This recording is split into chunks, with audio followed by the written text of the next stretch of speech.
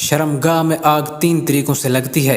السلام علیکم ناظرین، سب سے پہلے عورت کو بغل میں لے کر خوب دبائیں اور ہاتھ پھیریں، لبوں کو چومیں اور آہستہ آہستہ دانتوں سے عورت کے ہونٹ چبائیں اور چوسیں، ٹھوڑی کے نیچے مساج کریں، چھاتی کو ہاتھ سے آہستہ آہستہ دبائیں اور ملیں، اپنا ہاتھ اس کے سینے پر پھیرتا ہوا ناف تک لائیں اور ان کی جڑ کو انگلی کے سرے سے آہستہ آہستہ گدگدائیں اور عضو خاص کے سرے کو فرج کی دہلیز پر اس قدر رگڑیں اور ملیں کہ عورت کی شہوت جوش میں آ جائے، آنکھیں سرخ ہو جائیں گی۔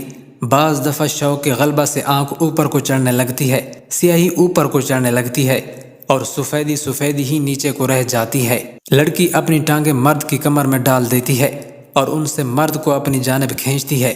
بس اس وقت مرد کو لازم ہے کہ ضرور ہی مجامت کرے، عورت کی زبان اپنے منہ میں لے کر چوسے اور ذکر کو ہر دفعہ زور اور سختی سے فرج کے اندر ڈالے اور آہستہ آہستہ نرمی سے نکالے اور دائیں بائیں جانب حرکت کرتا رہے، جس سے اس کی منی تیزی سے نکلے اور آلہ بھی سست پڑ جائے اور شہوت کی آگ منی کے پانی سے سرد ہو جائے۔